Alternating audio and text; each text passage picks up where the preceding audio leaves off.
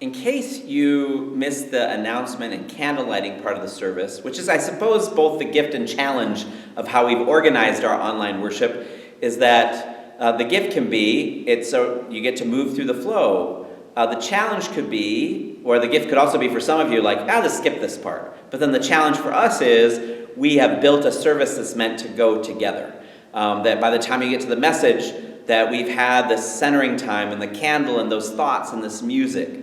So I'm not going to tell you how to do it, but I would encourage you as much as possible to move through the order of service, because we're putting it together in a way where things build or connect that help us be prepared for the next part. So anyway, in the opening, if you didn't see that, we had the camera turned around so you could see the faces of the congregation. So especially if you're newer to this, and it's a wonderful reminder for us. So I also wanted to explain that when I'm preaching, I'm looking around, and you might be thinking, he's in an empty room, who's he looking at? So in some sense, I'm looking at the congregation, at least representations, and that is a gift for me, and it helps me in the strange and awkward time to preach in a mostly empty room, to be reminded that I'm not alone. Not only is there God, but a great cloud of witnesses, and I get to visualize you, this community, as part of that.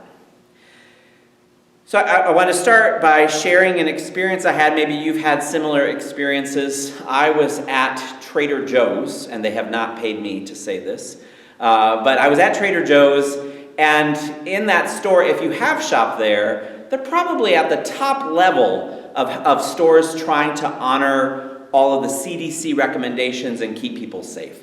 They only let a certain number of people in the store at a time. There's lines on the sidewalk, so even as you're waiting to get in, you're not too close to people, that you know what 6 feet looks like. They don't require people to have masks, but all the staff does. Most of the people in line do. They have a person who's like a host who explains what's going on and has hand sanitizer to squirt on your hands if you want, in case you don't have your own. So it's a pretty calming experience overall. And that's why it's become my favorite place to get groceries, because there's sort of this culture of honoring one another and keeping people safe. So as I went in, though, recently, while I'm in there, there's a person who's shopping who doesn't care about any of that. This person shouldn't have a mask on, which that's all right, but she keeps not honoring the distancing. So, for example, there's a couple of us waiting for a woman who's selecting some eggs. And so we're standing back, honoring the space, but then this other woman just comes right in between all of us as if we were just sort of loitering, and grabs her eggs and goes. And then at another point, I'm reaching down into this lower shelf, and she reaches above me and gets something. And under the best circumstances, that's kind of rude.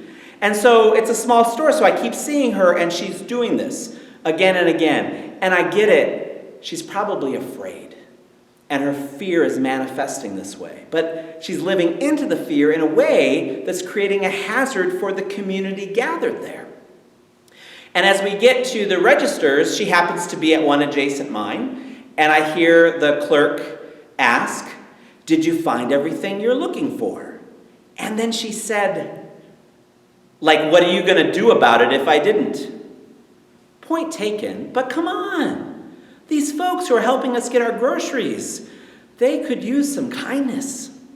So then, you can see the timing, I'm exiting around the time she is. So I'm a little bit behind her, and she turns in the parking lot toward her car.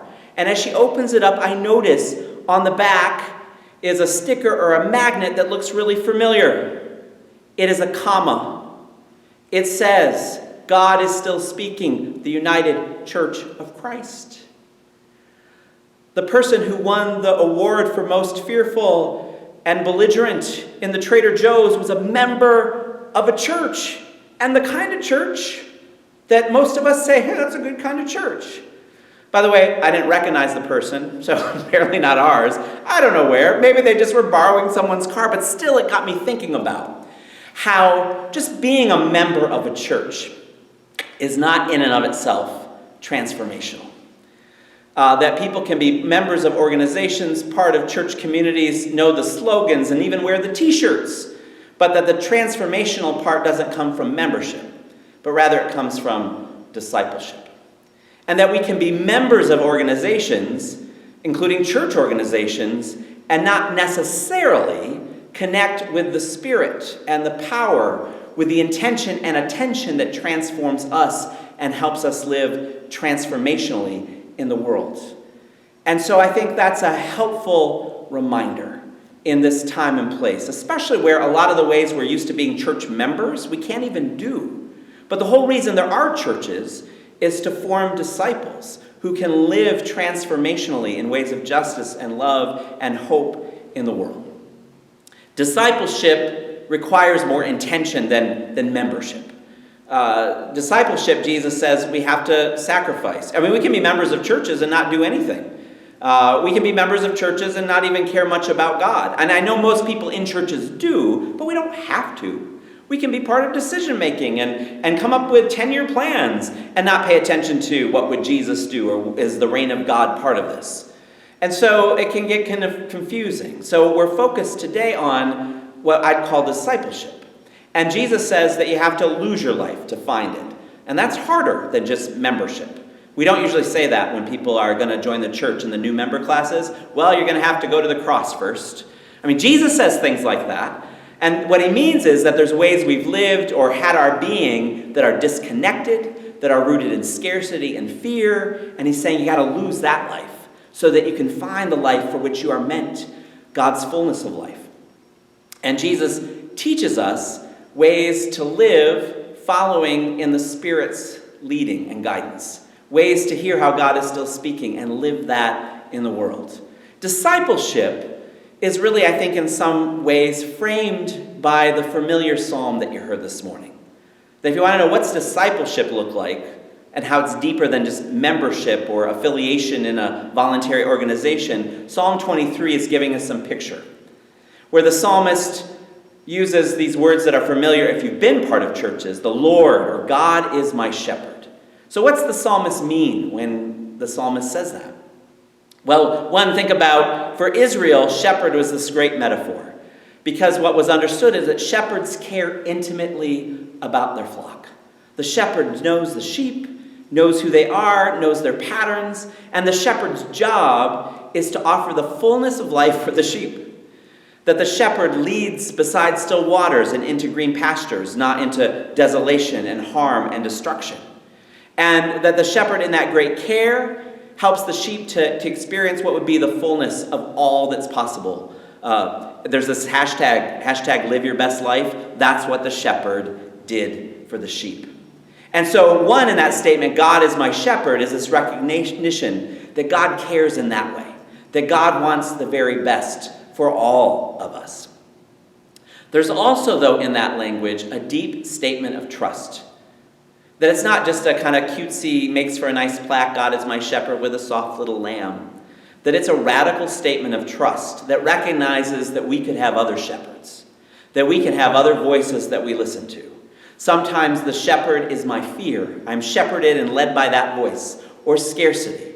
Or a political ideology. Or economic insecurity. Whatever it is, but we can let those voices be the driving voice. Be where we are centered.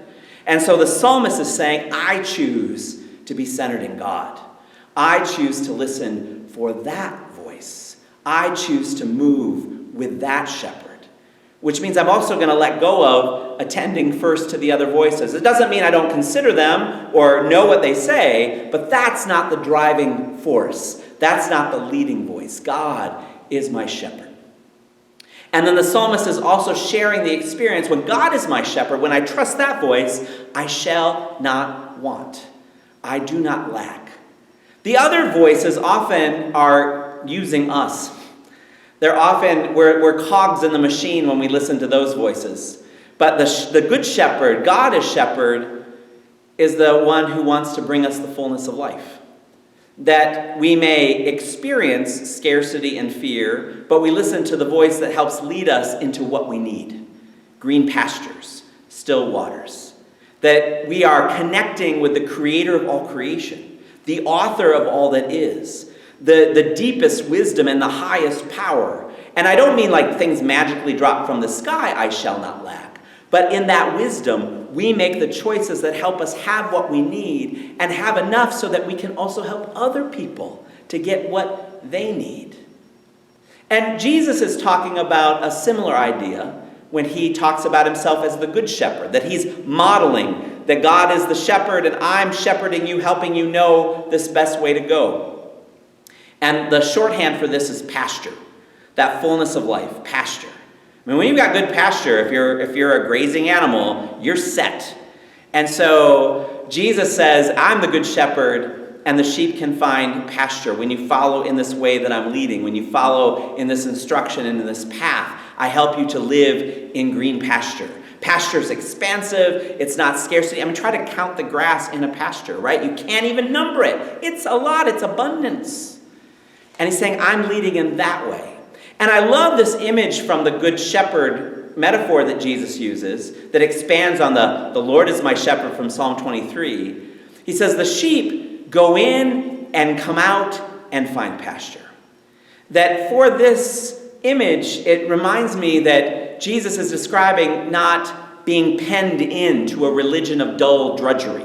It's not a trap where God makes you live in this small little box and that's what pasture is. That there's times of coming in to shelter and safety, to being centered, but then you're also sent out. It's a journey of exploration and questions and doubts, and in all of that, the going in and coming out, the receiving and sharing, that's where the pasture is. It's in the whole deal. That's the fullness of life that Jesus is leading people in. And he even says it, I've come that they may have life and have it in abundance, or have it abundantly. Or as the psalmist put it, my cup overflows. That in the other voices, we're led often in ways of becoming objects, and we turn other people into objects. We live in scarcity and fear. It is not overflowing life. It is fearful, rigid, push-shove life.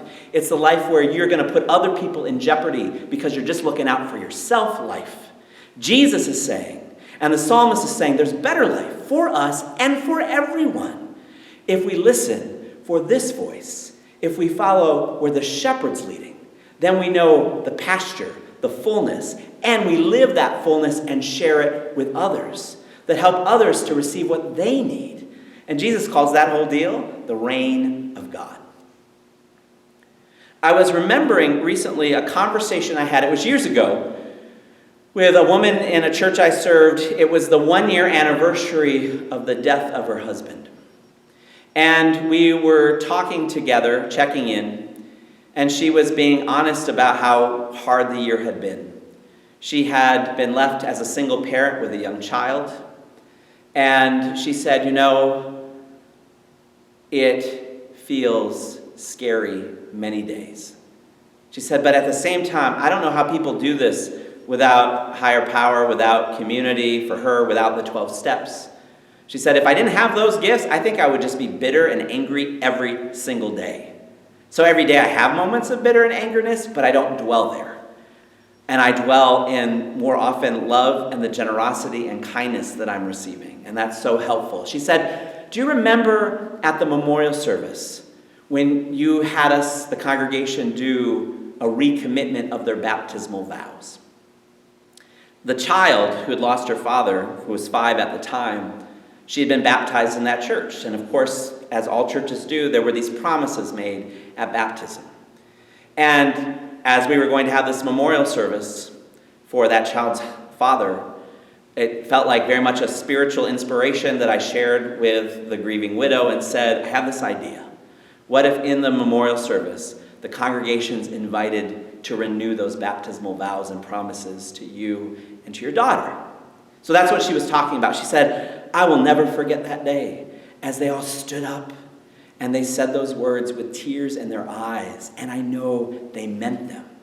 And now a year later, I can tell you they really meant them, because I've received, as you know, Michael, so much support and help, whether it's the anonymous money that has flowed in, or that one, she named the person by name, that one person who comes over once a week to do the bedtime routine, reads to my daughter from the children's Bible that she gave her, and prays with my daughter and gets her to bed so I can have a little evening breathing room. And the play dates and the meals. And she said, I am so blessed. She said, the church I grew up in as a kid, it was just this thing you did. You sort of checked the box, did the God thing, and then you went about your business. She said, these people, I'm so thankful to be in a community of disciples who are walking the walk. And even in this year that's been so hard and difficult, I have known so much abundance. And so even I, in this hard place, I've got stuff to share. And that's what we're remembering today. That's our challenge today. As I was saying, in this time of social distancing and that it's not the right time yet for in-person worship and the normal structures and things that keep us so busy in churches. A lot of the church membership things aren't really available to us. And some of those, of course, are gifts, and we miss each other physically. But one of the gifts we can nurture in this time is then to remember why we exist as church. That it is to get in touch with this voice of the Good Shepherd who calls us by name. And to follow in ways that are in the green pasture and the still waters, not in the ways of the fear. That even though we walk through the valley of the shadow of death, we might feel afraid, but we don't have to live it. We can live in the power and presence of love that we know in our own practices, that we know in the community, that we know in the great cloud of witnesses that surrounds us, so that we can help others to know and live into that overflowing cup of life. And that's what the world needs right now. Praise God. Hallelujah. Amen.